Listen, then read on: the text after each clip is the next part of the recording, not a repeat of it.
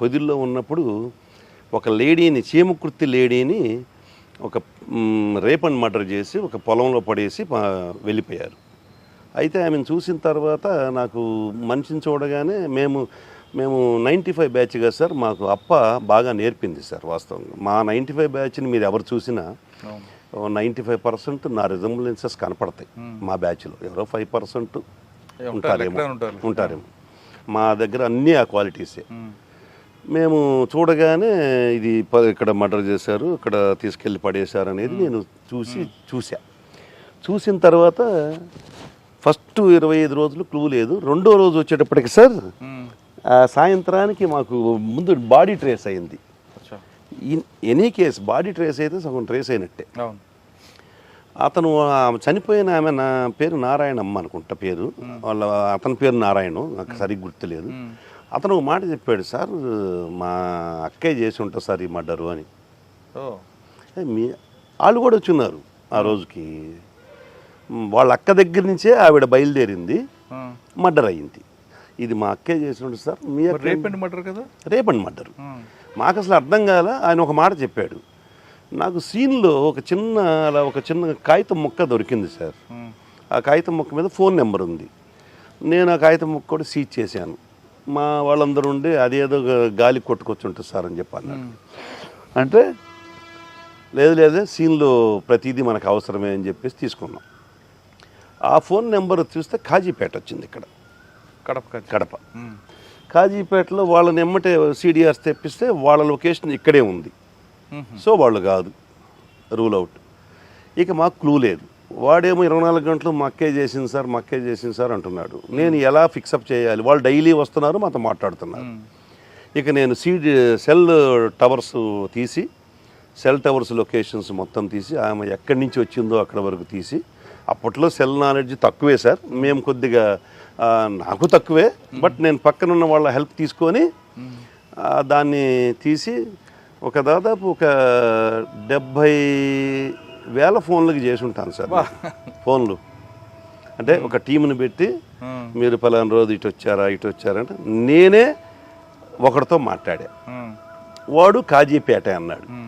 మీరు ఎక్కడంటే కాజీపేట అంటే మీరేమన్నా ఇటు వచ్చారంటే లేదు సార్, నేను కొండకు పోయేవాడిని సార్ అన్నాడు అని పెట్టేసి. ఈ సెల్ టవర్లోంచి తీసిన తర్వాత మెయిన్ ఎవరు ఆ రూట్లో ఎవరు వచ్చారని చూస్తే వాళ్ళలో ఒకటి కాజీపేట వచ్చింది. ఇక కాజీపేట లింక్ ఉందని చెప్పేసి మేము వెళ్ళి అసలు ఆ ఫోన్ వాడిని ఏదైతే ఫస్ట్ ఫోన్ ఉందో ఆ ఫోన్ వాడి దగ్గరికి వెళ్ళాం. వాడుండి ఇది పలానా వాడుకి ఇచ్చాను సార్ నేను అన్నాడు. ఏంది సార్ అంటే వాడి కోసం వచ్చారంటే నాకు చెప్పండి సార్ ఏందో అన్నాడు. ఏం లేదు ఈ విధంగా మా దగ్గర జరిగిందంటే, సార్ మర్డర్ సంగతి నాకు తెలియదు కానీ సుమోలో అయితే వచ్చిన మాట కరెక్ట్ సార్ అన్నాడు. సుమోలో అయితే వచ్చిన మాట కరెక్ట్ అన్నాడు. ఇక వెళ్ళాం, వాడిని పట్టుకున్నాం. నాకు అసలు తెలియదు అంటాడు. మొత్తం చెప్తే క్లియర్గా అడ్మిట్ అయ్యారు. వాళ్ళ అక్క కూతురు, వాళ్ళ కొడుకు. ఈ అక్క కూతురు ఫోన్ చేసి వీళ్ళని ట్రాప్ చేసి కాజీపేట వాళ్ళని, తను ఏదో ఎస్ఐగా ఫోన్లో ట్రాప్ చేసి, వాడు ఎస్ఐ అనుకోనే వచ్చాడు. సుమోలో బయలుదేరి వచ్చి ఆవిడ్ని అప్పటికే మత్తుమందు కలిపిన డ్రింక్ తాపిచ్చి తీసుకొని వచ్చి 4 నిమిషాల్లోకి వచ్చి చంపేటప్పుడు 4 పట్టుకుంటారు, రేప్ చేస్తాడు. ఇలా జరిగింది. అది ఎందుకండి ఆమె ఎందుకు చేసింది? యాక్చువల్గా ఈమె ఎవరైతే చెల్లెలు ఉందో చెల్లెలు ఆమె భర్తని ఇల్లీగల్ కాంటాక్ట్తో పెట్టుకుంది. ఎవరు చెల్లెలు? ఇప్పుడు చచ్చిపోయిన ఆవిడకి ఈ అక్క భర్తకి, అంటే ఆమె చెల్లెలే ఈమె భర్తకి ఇల్లీగల్ కాంటాక్ట్ ఉంది చనిపోయిన ఆమెతో. అతను ఈమె కోసం చీమకుర్తి వెళ్తూ చీమకుర్తిలో దారిలో యాక్సిడెంట్ అయి చచ్చిపోతాడు. వాళ్ళ ఫ్యామిలీ వీధిని పడింది. అతను కొద్దిగా మంచి పాలిష్డ్గా బతికినోడు పొలిటికల్గా. అతను చనిపోవడంతో వీళ్ళు ఆ కూతురికి కొడుక్కి ఏమి వల్లే చనిపోయాడు అనేది పడి మెత్తగా మంచితంగా చనిపోయిన 4 రోజులకి జరిగింది. ఆ కూతురు ఎందుకు మరి తీసుకుందండి? ఎస్ఐగా ఎందుకు యాక్ట్ చేసింది?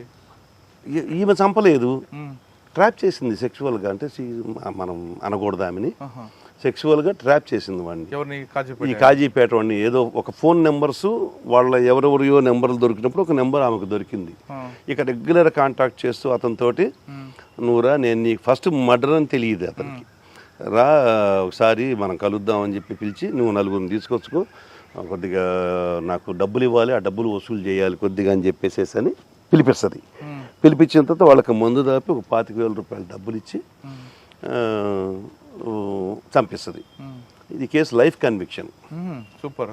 లైఫ్ కన్విక్షన్ కోర్టులో. వీడికి కాజీపేటానికి అక్కడికి వచ్చే వరకు మర్డర్ చేస్తా తెలియదు, అక్కడికి వచ్చినప్పుడు తెలియదు, కానీ అక్కడికి వచ్చిన తర్వాత 25,000 ఇచ్చి చంపేమని చెబితే చంపేశారు ప్లస్ రేప్ చేసేసాడు. చంపిద్దరు రేప్ చేశారు. వాళ్ళు పట్టుకుంటారు, ఈడి పనిలో ఈడుంటాడు, వాళ్ళ పనిలో ఒక పక్క ఆమె ఏమో చున్నీ పట్టుకుంటాడు, ఆవిడ పక్కా ఉంది. ఆవిడికి లైఫ్, అతనికి లైఫ్, అతనితో పాటు వచ్చిన ఇద్దరికి లైఫ్. సూపర్.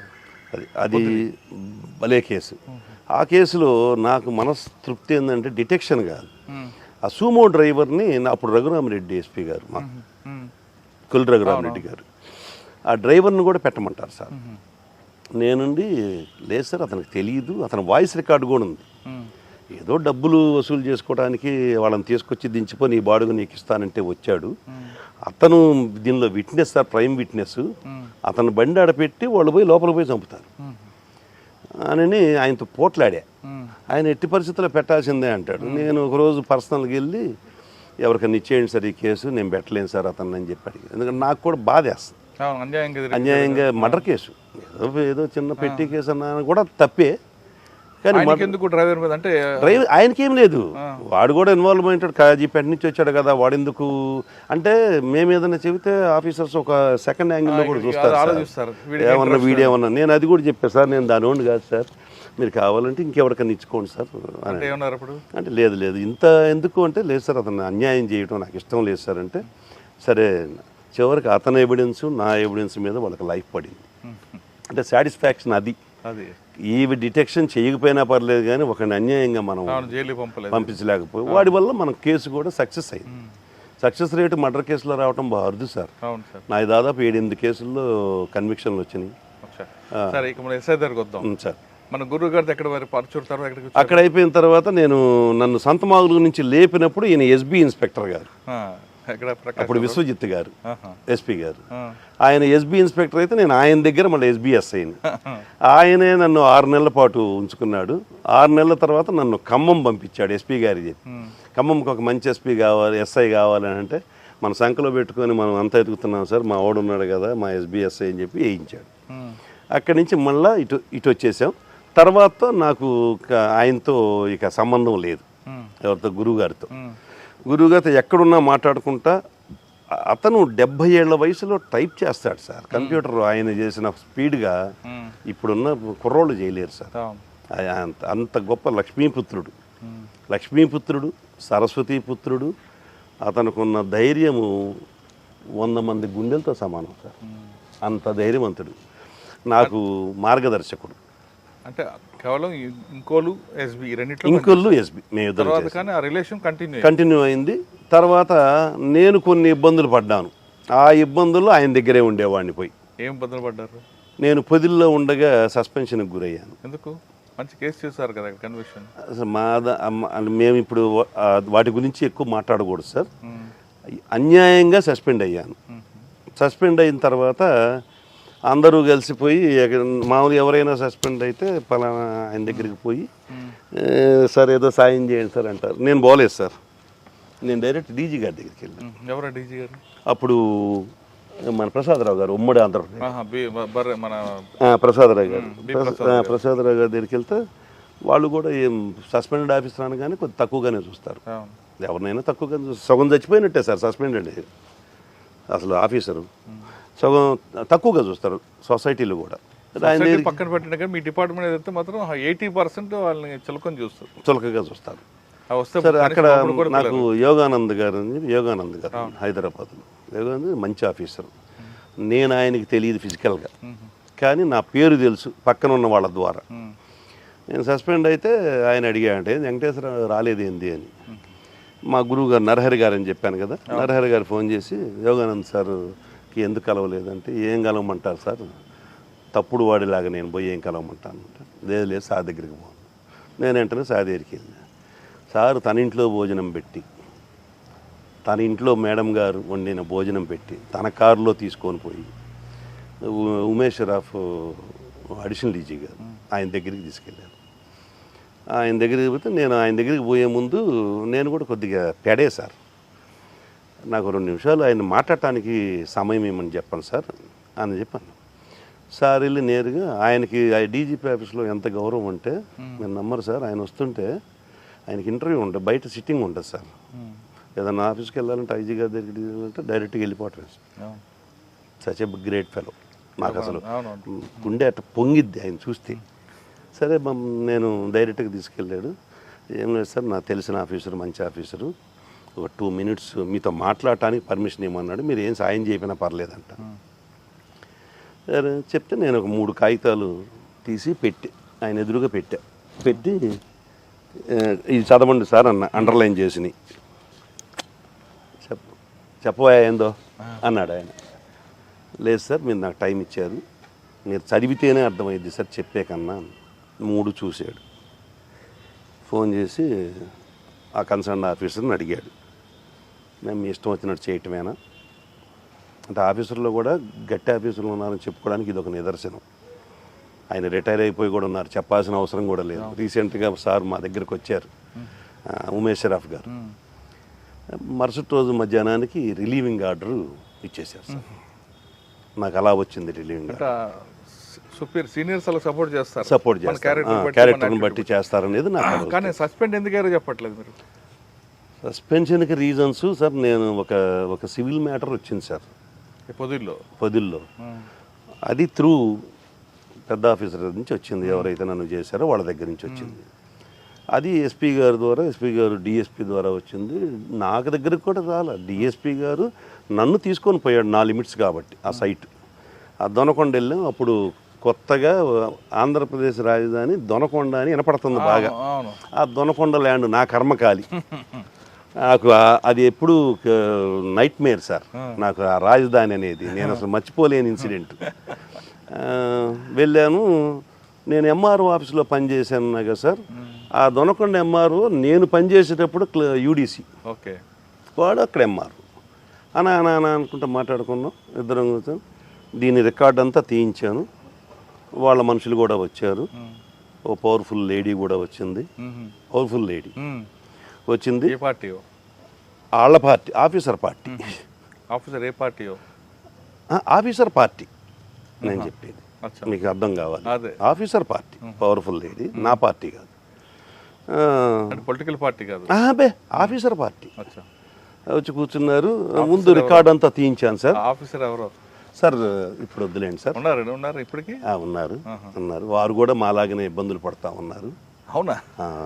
భగవంతుడు ఉన్నాడు కదా సార్. ఇంటి ఇచ్చారు మీరు.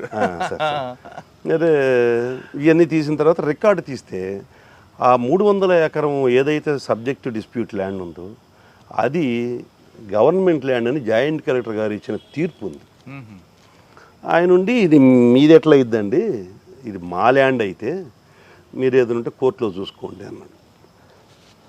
ఇదంతా కావటానికి కారణం నేను అనేది వాళ్ళ యొక్క ప్రిజంప్షన్. నేను అసలు అప్పటిదాకా ఎవరికి తెలియదు ఇది. ఈ ల్యాండ్ డీటెయిల్స్ రికార్డ్స్ అన్నీ నాకున్న తెలివితేటలు, నాకు అతి తెలివితేటలు అనేది నాకు అప్పుడు తెలిసింది సార్. అతి తెలివితేటలు వాడుకోకూడదని నన్ను అప్పుడప్పుడు కిషోర్ కుమార్ గారు సార్ అంటుంటారు, ఎస్ఐ ఉద్యోగం ఎస్ఐ ఉద్యోగం చేయమంటే సిఏ ఉద్యోగం చేస్తావు, సిఐ చేయమంటే డిఎస్పీ చేస్తావు అని అంటుంటారు sir. Because of my proactive. అంతే సార్. 2వ రోజుకి రిలీవింగ్ ఆర్డర్ వచ్చిందా? రిలీవింగ్ ఆర్డర్ కాదు సార్, నన్ను రమ్మన్నారు.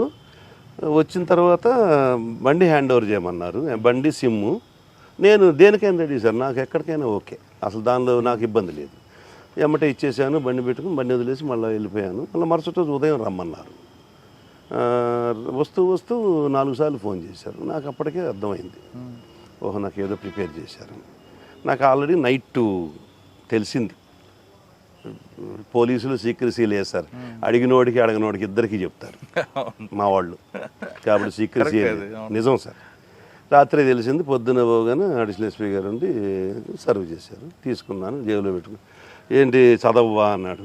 మీరు చేసిన అన్యాయం చదవటం ఎందుకు సార్, ఇది చేసిన నా కొడుకును వదిలిపెట్టను నేను. చేసిన వాళ్ళు ఉన్నారు, మా ఎస్బీ ఇన్స్పెక్టర్ ఒకడు ఉన్నాడు, మా బ్యాచ్ మేట్ అప్పుడు, తిరుమల రావు అని, ఇప్పుడు డిఎస్పీ అయ్యాడు మొన్నే. సరే అతని పాత్ర కూడా కొంత ఉంది. ఏదైనా ఆఫీసర్ డెసిషన్ ఉన్నప్పుడు అతను కూడా ఏం చేయలేడు, కాబట్టి నేను అతన్ని ఫైన్ ఫాల్ చేయలేను. బట్ ఆర్డర్ చేతిలో పెట్టారు. అప్పటికి నేను ప్రకాశం జిల్లాలో ఒక వెలుగుతున్న police officer, law and order ఆఫీసర్గా. ఒక్కసారిగా పాతాళానికి పడిపోయా. అయ్యో. అప్పుడు మళ్ళీ మా గురువు గారు మీరు పృథ్వీనారాయణ గారు, ఇక నా టైం ఎవరన్నా జనరల్గా సస్పెన్షన్లో కానీ ఖాళీగా ఉంటే ఇళ్ళ కాడో లేకపోతే తిరుగుతారు, లేదంటే దాక్కొని ఉంటారు. నేను 24 hours పృథ్వీనారాయణ గారి ఇంట్లోనే ఉండేవాడిని. విజయవాడ, గుంటూరు, ఆయన 2 ఇళ్ళు. నాది డైలీ చూసుకునేవాడిని. నా దానిలో ఉన్న లోతుపాతులు అన్ని రికార్డు బిల్డప్ చేసుకోవటము, మేమిద్దరం కూర్చొని కొట్టుకోవటము. కాసేపు ఆయన లాయర్ ప్రాక్టీస్ చేస్తుంటాడు, కోర్టుకి వెళ్తాము, ఇక ఆయనతో పాటు తిరుగుతా. ఆయన కోర్టుకు వచ్చిన టైంలో నిందితుడిని పట్టుకోవడానికి పరిగెత్తినప్పుడు కాలు ఇరిగింది. నేను ఉన్నాను సార్. ఏం జరిగింది ఆ రోజు ఇతను కానిస్టేబుల్ పట్టుకొని పోతుంటే వాడు వదిలించుకొని పోతుంటాడు. ఈయన ఎదురుగున్నాడు, కనపడుతుంది వాడు రావటం. జస్ట్ ఎవరు కాలు ఇట్ట అన్నాడు, ఈయన పడ్డాడు. 2 నెలలు బొమ్మలు పడ్డాడు.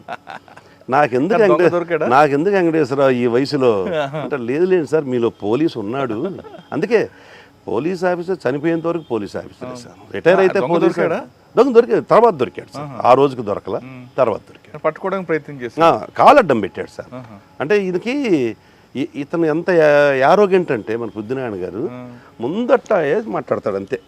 ముందు ఏదైనా ఒక లా అండ్ ఆర్డర్ ఇష్యూలో ఫస్ట్ అఫెన్స్ ఇతందే ఉంటుంది, ఇంకా వాళ్ళది ఛాన్స్ ఉండదు. ఒక్కొక్క ఏళ్ళు ఇంత ఉంటుంది సార్ అయింది. కోడితే ముఖం పగిలిపోద్ది, అంతే దవడ జారిపోద్ది. మెడ మీద వేస్తుంటాడు కదా, ఇక్కడ వేస్తాడు, దవడ జారిపోతుంటుంది. అయితే తక్కువ ఆయన్ని అట్లనే చూస్తుంటారు అందరికి. ఊరకు తగాదలో వచ్చాడంటే ఇక వెనక వెళ్ళిపోతాం, ముందు బాడీని చూసే వెళ్ళిపోతారు. అవును. తర్వాత రికార్డు బిల్టప్లో కూడా ఆయన తర్వాత ఇస్తారు, అద్భుతమైన రికార్డు సార్. సస్పెండ్ అయిపోయిన తర్వాత ఆయనతో ఉన్నారు, తర్వాత మీకు మళ్ళీ వచ్చింది సార్. మళ్ళా 4 నెలలకే రిలీవ్ అయ్యాను యోగానంద్ గారి ద్వారా. ఇక నేను రైల్వే లూప్ లైన్ ఇంకా సస్పెండెడ్ పోలీస్ ఆఫీసర్లు అంటే ఇక మేము బనికిరాం లా అండ్ ఆర్డర్కి. అది క్లియర్ అయిపోయిన దాకా బనికిరాం. సరే రైల్వేకి వెళ్ళిపోయాం. రైల్వేలో ఒక మేజర్ కేసు పట్టుకున్నాం. అప్పుడు కిషోర్ కుమార్ గారు రైల్వే డీజీ మాకు. ఆయన ఉన్నప్పుడు రైల్వే చేశారు ఒంగోలు. నాదంతా సర్వీస్ ఒంగోలే సార్, మొత్తం ఒంగోలే. ఒక్క వేమూరు సిఐగా లాస్ట్లో చేశా.